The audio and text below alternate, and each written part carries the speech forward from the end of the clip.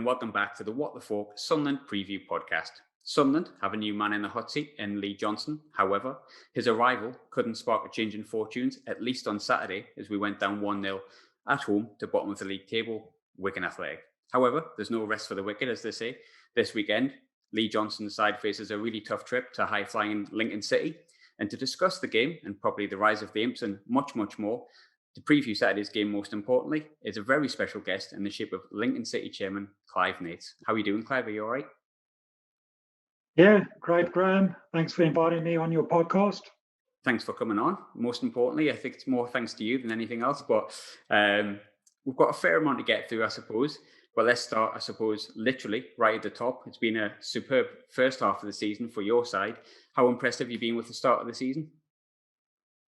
Yeah, very impressed and ahead of our expectations.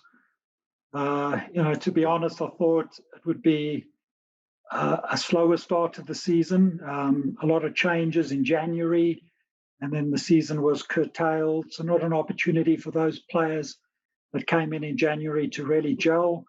And then again, a lot of changes in the summer transfer window. So for things to click so soon, is very pleasing. And brilliant start, but it is still very early, only a third of the season gone. I was going to say, when it comes to a start of season that you've had, because I remember last season you started really, really fast and then sort of evened out, I would say, and got established in this league. But this season you've started well, you've continued well, you've got to almost Christmas doing really well.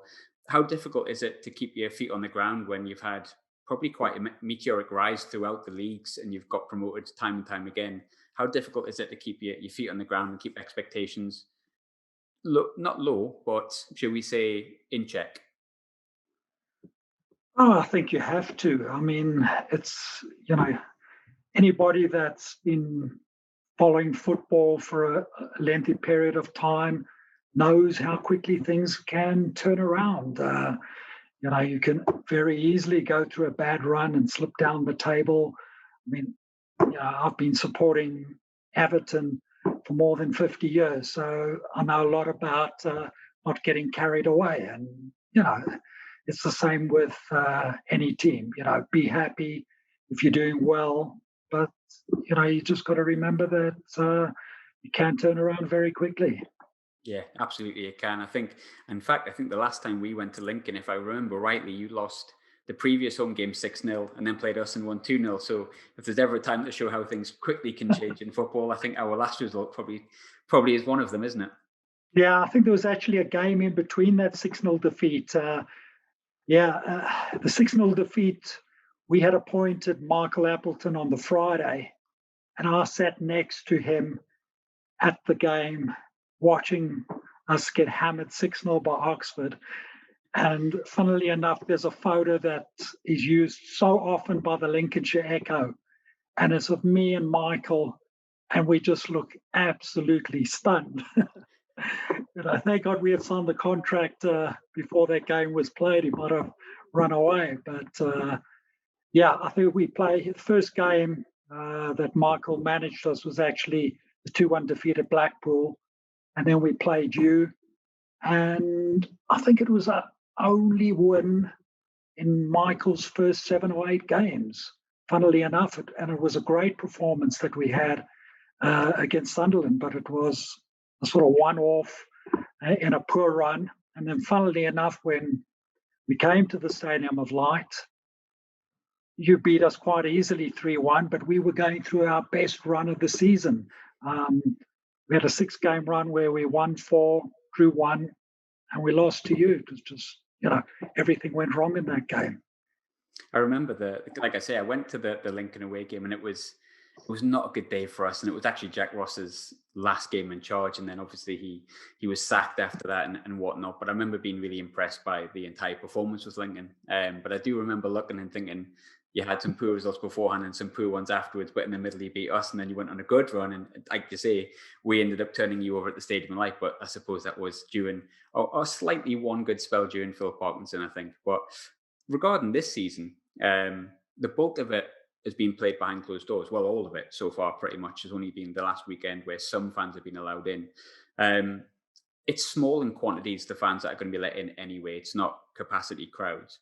As a custodian of the football club, how hard is it to navigate, I suppose, the finances of football at the moment with what's going on and how many people you can or can't have into a stadium? Yeah, it's extremely difficult, and you know, so many uncertainties. And one of the big uncertainties was the extent of the rescue package and whether that would actually materialize from the Premier League. And although it's less than we would have liked, because we had probably thought we would get a share of the full 50 million. It wouldn't be split in the way it has. And yeah, we expect by the end of next week to at least have the final amount that we will get from that rescue package, and at least then there's some certainty from that, and we can sort of plan for the January transfer window, plan how we cover the rest of the shortfall. With the this is a question that just popped into my head just as we're speaking, really. But obviously, at Sunderland, you've got, I would say, on average, at least 30,000 fans that would come to a home game since we've been in League One at about, say, 15 to 20 pounds an average price a ticket, maybe slightly more. With Lincoln, obviously, a smaller ground, but it's still much more than maybe you would get. It's on a stream possibly, but the streaming system and the £10 per head that you pay for the streaming system, does that give you any sort of benefit, or does it not even touch the sides of what you'd normally get on a match day? No, it doesn't really touch sides because we get an average of 9,000 for our home games. On the streaming side, we probably get around about 2,600 to 2,800, for a game. So, you can see that doesn't come anywhere close to compensating for the now 9,000 that pay for a match ticket, but it's everything else around that as well that you're missing out on. Do you find fans during the period of lockdown, shall we say, have kind of maybe pumped more money into the club from a merchandise perspective than they would usually because of that situation, or has that also deteriorated due to the fact that people, in most cases, haven't been able to get out of the house this year? No, it's deteriorated. Our retail sales are down quite sharply. And that's despite the fact that I think we've really got good kits this season across the three kits that we have. But it's not that easy, to get to the shop, coming to the ground. So, there's not, or you're not even going out as much. So there's not the incentive to want to buy the shirt. You're not going to really wear it that much. So, yeah, that is also a hit. But you hope if we start at some point this season to get fans back into the stadium, that the retail sales, would hopefully pick up. And obviously you've got food and the things that go with it as well. When it comes to finances and stuff like that within the league, obviously there's been a discussion about the rescue package that's been put in place, but it felt like, and I don't know a great deal about finance, hence why I'm in this job as opposed to finance, but I can imagine, like a fan, you were sort of waiting for something to come out from the EFL, that the Premier League, that these clubs and the division below were going to be helped, but it felt like there was never like a degree of certainty. I might be asking a really stupid question here, but if like a rescue package wasn't put in place, or not a plan put in place, how many clubs do you think could have gone out of business or been seriously at risk of it? Well, the EFL had put in some sort of bridging finance, and some clubs have availed themselves of that facility to pay, I think, October wages and November wages. So there was at least that in place to, keep clubs going. I think something had to have happened. It was just a question of what the extent was, because the pressure on the Premier League was huge from government. So we were going to get something. It's just we anticipated that this would happen in July, certainly from the comments that we were picking up from Rick Parry at the EFL meetings in July, the expectation was that the rescue package was imminent, that there would be big numbers involved and that we would be happy with what was going to be presented. And I don't think we've really got answers as to why it didn't materialize at that point, and we've had to wait another 4 to 5 months, to actually get that package. Was it frustrating when, because I know a lot of clubs some clubs had a trial. I think Middlesbrough just down the road managed to get 1,000 fans in for a trial. I think Peterborough had one. There's a cost that was involved, not just in football clubs, in pubs and bars and all over the UK, of putting in COVID-safe regulations and getting yourself, as it was called, COVID ready. And I can imagine that doesn't come cheap. When originally everyone put stuff in place and were ready for fans, I think it was sort of the back end of September, if I remember right, or start of October, and that was kind of pulled from under the rug. Was that also like a financial burden as well, getting COVID ready and then having that pulled from underneath you and told you can't play again for the 2 or 3 months without at least a minimum fans? Yeah, absolutely. I mean, there's a lot of work, that's gone into, getting everything ready, and getting 1,000 fans in will cost you.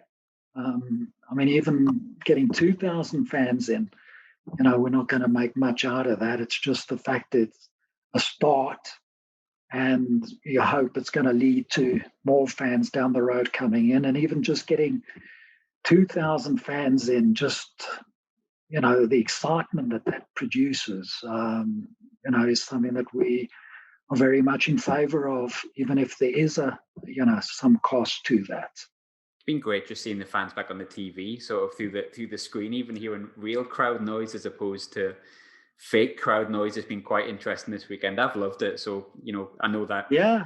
I was thing. watching, the highlights of Portsmouth against Peterborough, and, just the Portsmouth fans sounded like there was a lot more than just 2,000 in the stadium. We've had our voices rested for quite a while, so I think we'll all make ourselves heard when we get back, hopefully. But going back to the actual football, which is, I suppose, the most important thing, the reason we care so much about the things we've just spoken about. But you finished last season in sort of 16th after that sort of blistering start. And I think there's reasons for that. Obviously, the manager left to go to Huddersfield, and then you had a reappointed manager. And a lot of the time, you have to kind of like stabilize yourself in the division when you get promoted anyway. But when you came back in the summer, you said you probably is above where you thought you'd be at the moment. But what was the aim of yourself and Michael Appleton? Because he strikes me as a very ambitious man. Yes, he is ambitious, and the club is ambitious as well, despite the financial constraints.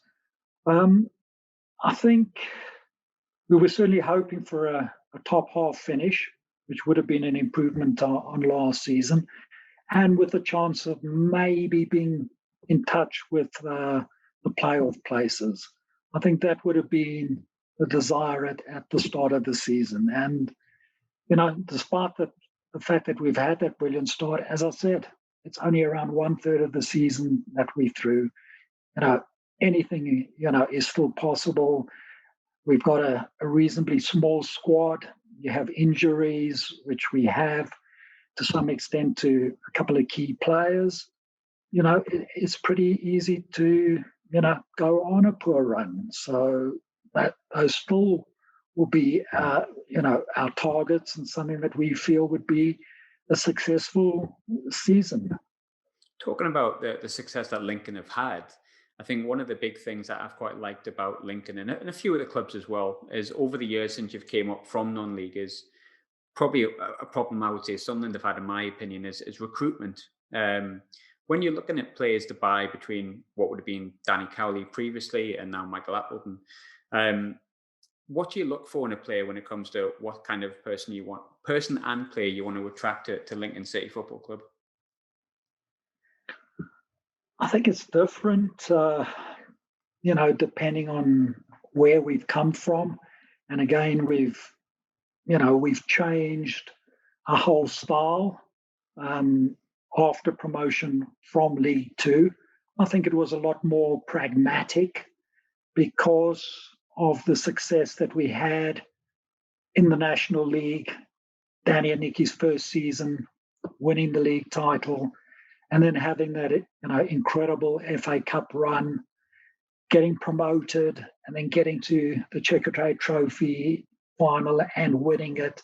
There was just so much momentum behind the club that we felt we needed to capitalize on that. So the priority was be pragmatic, let's get promoted out of League Two. And we had the ability to also compete with the top teams in League Two. It just changed coming into League One. It could only change. We don't have the ability to compete with the likes of the Sunderlands, the Portsmouths, the Ipswich. So our whole strategy had to change, and that was, discussed with Danny and Nicky at the start of our League One season. And already in the close season when Danny and Nicky were there, we started already to bring in different players. So you were looking for players that potentially could have resale value, that played better football. Because if you're looking at developing your own players and trying to sell those on to Championship club, you have got to be playing, say, less pragmatic football. So it led to the change in the type of player that we're looking for. We've also changed as a club. We've now got a director of football in place.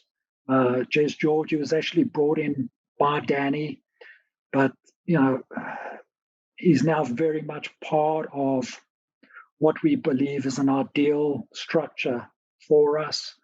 And together with those in the recruitment department, they listen to what the manager wants as a player, the qualities that he wants in each particular position. And it's up to them to go out and try and find players that match the manager's requirements. And then together with the manager, they come up with what are their ideal players to recruit for the club. Funny you should come on to that with the director of football side of things. I think with Sunderland, we've just literally appointed a sporting director. I think it's just a different word, essentially, from what the job may be, although I'm sure Sunderland might put me a little bit differently on that. But it very much feels like a new thing, even though it's not. I think a lot of fans are used to the manager picks a team, the manager chooses the players, and so on and so forth. But it's very much a new modern thing that is working in a lot of aspects at a lot of different clubs. And what are the benefits to having a director of football or a sporting director, in your opinion?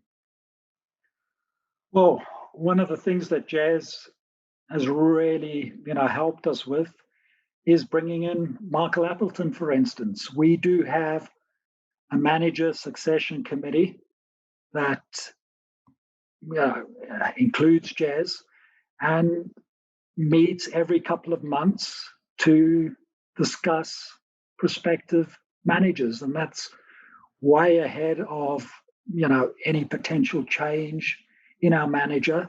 So effectively, just like our scouts are recruiting players, we are scouting potential managers that would take over if Michael left for any reason, whether it's for a good reason, he'd done so well and he's headhunted by a bigger team like Danny and Nicky were, or, he doesn't perform and, he has to move on, or for any other reason.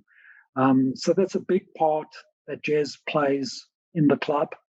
And also with the change that we had from Danny and Nicky to Michael, there was somebody who was at the club before the manager joined, who could help with the continuity.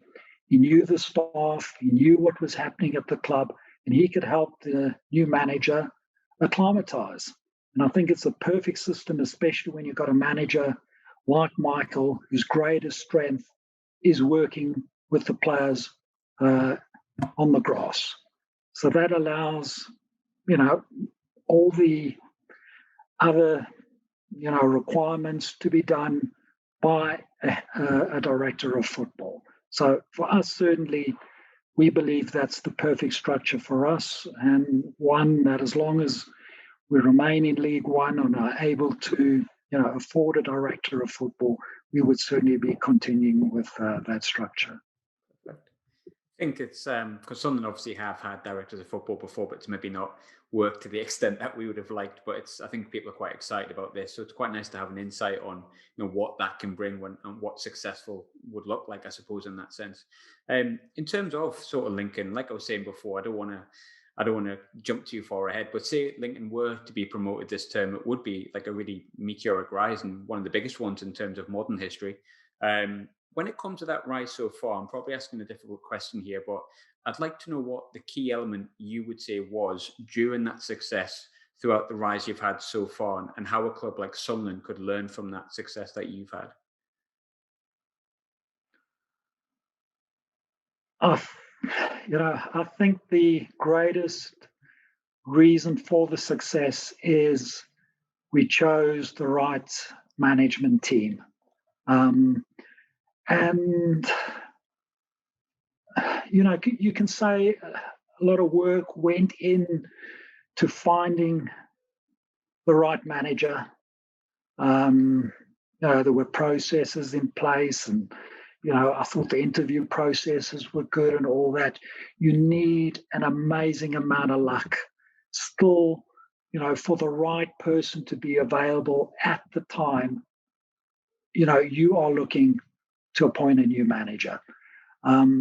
I think if we had started to look for a new manager a couple of weeks later than we did in 2016, the chances are we could have missed out on Danny and Nicky. That's how much, let's say, luck actually came into being able to get Danny and Nicky. I've said it a couple of times to fans, all the stars and planets were just lined up. And I don't think any other manager, could have achieved the success that Danny and Nicky achieved with us over that 3-year period. And, again, when it came to pick Michael, he was recommended to us by Jez. And when you looked at his history at Oxford, at his record there at Oxford, it just seemed he was the absolute perfect appointment for us. But again, he had to be available. He had to be willing to, come to the club.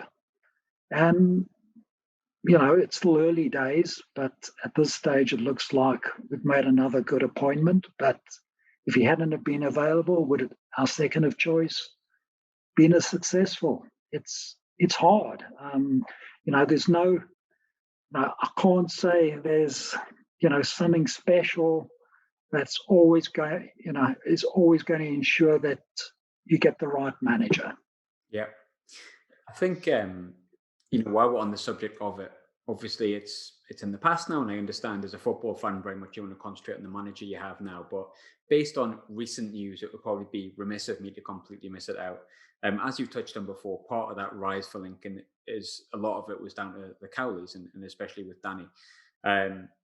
Quite easily, if fate had been slightly different or decisions had been different, Danny Cowley could have been in the opposition dressing room, the opposition dugout sort of this weekend for the game. As it is, it's not been the case. But were you surprised that Danny Cowley didn't end up at Sunderland?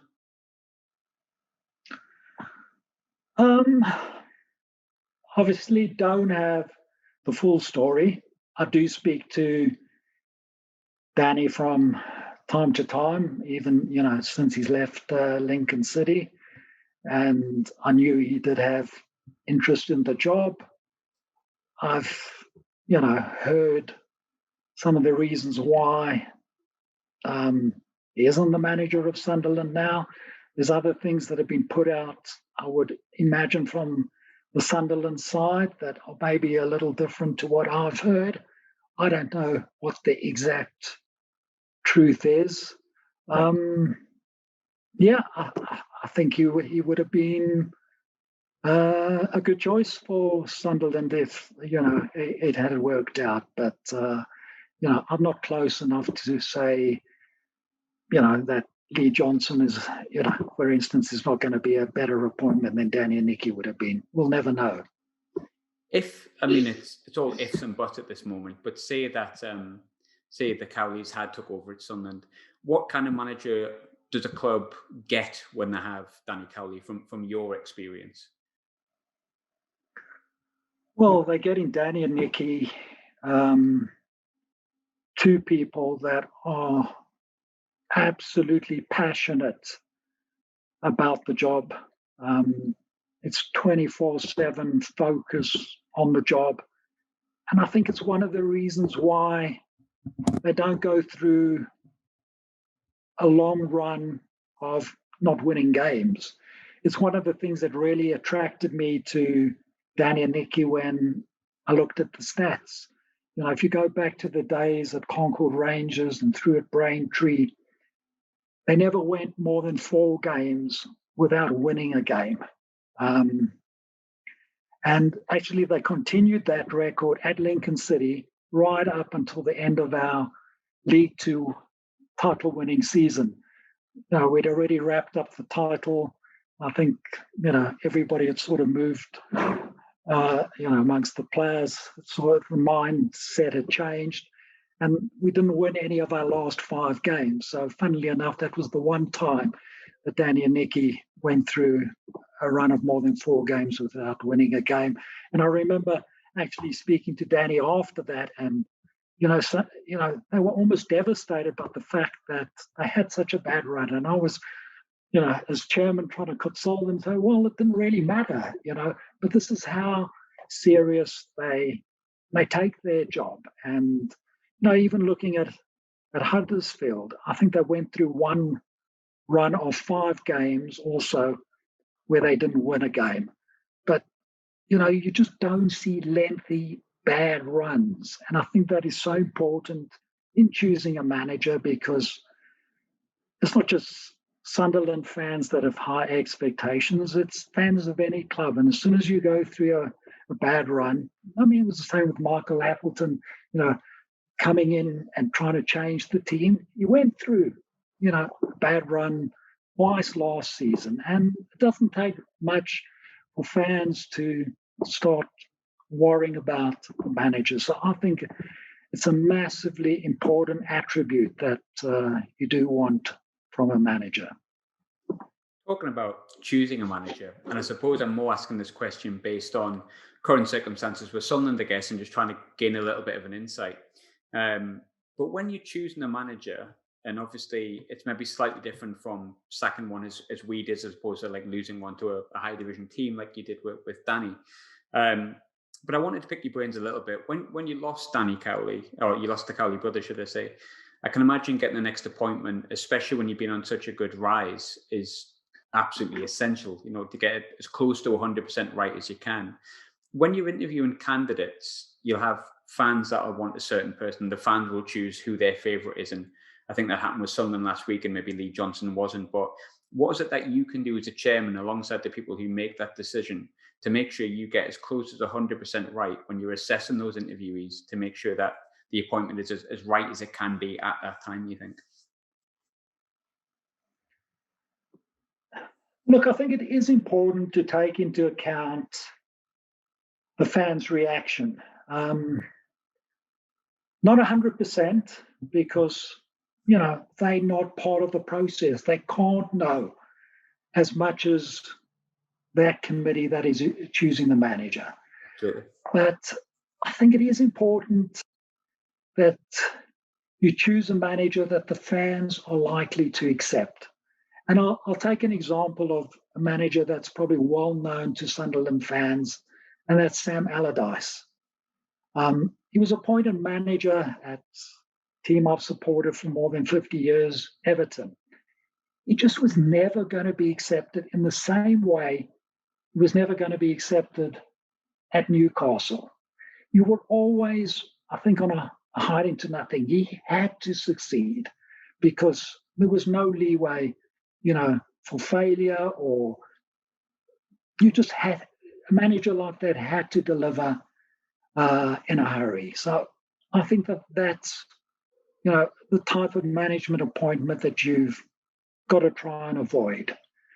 But, I don't think you can just always follow, the fan base's favourite choice. there's got to be more to that. If that committee at any club has done their work, at least at the start, you've got to trust that they have made the best possible appointment. It's funny you should mention about the fans' choice and getting someone who everyone wants with. I think a lot of the time, probably Phil Parkinson maybe suffered from that at Sunderland. He didn't seem like he was anyone's number one choice. In fact, probably no one's. But and that was always against him. And lo and behold, here we are with a new manager. So there's definitely, I think, in Sunderland's case, moving away was sort of slightly from sort of management and things like that. One thing I did want to ask, and I think this is very much on what's happening with Sunderland right now, and I think this will also be a good insight, but obviously, I know that you attend games recently, not been able to because of multiple reasons, but I know you frequently away end and things like that at Lincoln. But essentially, you live in Joburg, you live in Johannesburg, and you manage the club majority of the time from a different country. Now, although we can't confirm anything, there's strong rumours that I think Kirill Lewis Dreyfus, if I'm pronouncing his name correctly, will be taking over Sunderland in the near future, and with potentially Juan Sartori with a bigger ownership, or bigger percentage of the ownership than what he's got at the moment, with both of them managing from France and from Uruguay respectively.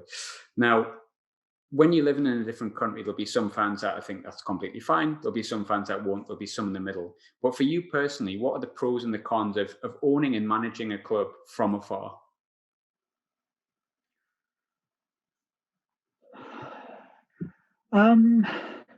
I think ideally I would want to be closer.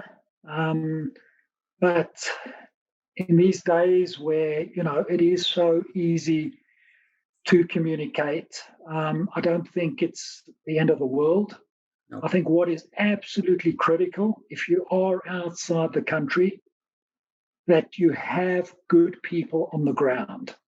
That is absolutely essential. And I believe in Liam Scully, our CEO, we do have, a really top-class person that's there to handle the day-to-day operations. And it's the same with having an excellent director of football, which I think we have in Jess George. So as long as you can trust those people to run the day-to-day operations, then I don't think there's a problem.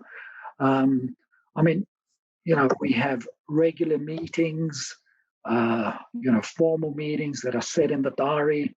But over and above that, I'm in constant contact with Liam, especially. I would imagine it's multiple times a day that we're either speaking or texting each other or emailing each other. So, I don't see a massive problem in being a major shareholder and being the chairman of a club while being based in Johannesburg. I mean, last season, I was over 6 times in the UK. I probably spent 3 months in total in the UK. There can even be an advantage of living far away. It gives you time just to reflect, because if you do live in Lincoln, it's just constant Lincoln City all the time. I feel it when I'm over for a couple of weeks at a time. And it does get, so there are benefits of even being away from the club at times. One thing I was speaking to you sort of off the record before and off away from the conversation we're having recorded now, about how much I enjoyed my day at Lincoln last year, result aside, which was awful. But I really enjoyed the day out, and I thought that the element of the whole day was nice from a community perspective. But one thing I wanted to sort of ask is, I suppose one thing I took was the noise from the fans at Lincoln was as loud as I had last year, I think. On top of that as well, there was a huge community aspect, like throughout the entire ground, before the game and after the game. How difficult is it to generate both a solid, regular, loud atmosphere coupled with like a community-centered approach and effectively a results-driven business that can fluctuate mood-wise week on week? I think it's a priority of us to try to do well on the field, but it's equally a priority that we do well off the field. It's just the right thing, firstly, to do, to give something back to the community. As a football club, and I think especially in Lincoln, where we're the only major club in the city, you're a huge part of that community. So, it's extremely important. And I think even, from a selfish reason, if you can become involved in the community, and so that the fans feel that, it's more than just coming to see the club win a game. If you go through a bad period, I think the loyalty will just be a lot greater than if you didn't have a connection, with the fan base. Fantastic. Last but not least, obviously we're coming to a game of football on Saturday as well. Hopefully better for my team than it was last year. Fans from our side especially can't come. But what kind of game are you expecting on Saturday? Are you looking forward to it? And of course, are you a predictions man? And if so, what's your prediction? No, I don't predict. I've stopped doing it recently because I get it wrong every week. So I'm kind of agreeing with you these days. Yeah, it'll be interesting, no doubt. With a new manager, I suppose, every club that appoints a new manager looks for a new manager bounce. We got it in the second league game that Michael Appleton took, although I would say we didn't get, certainly for the first couple of months, a new manager bounce from Michael as a whole, because I think certainly in our case, we were coming off a very bad run before Michael took over. We might have had the good start under Danny and Nicky, but I think we lost 7 of our 9 games before Michael took over. So, he wasn't taking over a team that was exactly doing all that well beforehand. And, maybe Lee, in a way, is taking over a similar sort of thing, although I don't think Sunderland have performed certainly as badly as Lincoln City did before Michael took over. Whether that plays a part or not, I'm not sure. But certainly it's raised the stakes in the game, or made it a lot more interesting encounter than it would have been. But in any event, Lincoln City against Sunderland, certainly from a Lincoln City point of view, is a massive game for us. We're also second. Sunderland, you can say, are right up there in the promotion hunt as well. So from that point of view, it will be a big game in any event. Perfect. Clive, I've generally really, really enjoyed speaking to you. Thank you so much for taking the time to speak to me, and I hope you enjoyed yourself as much as I have. I did. Thanks very much, Graham. And yeah, really a great pleasure speaking to you and meeting you. I would say enjoy Saturday, but I wouldn't mean it. But good luck for the rest of the season.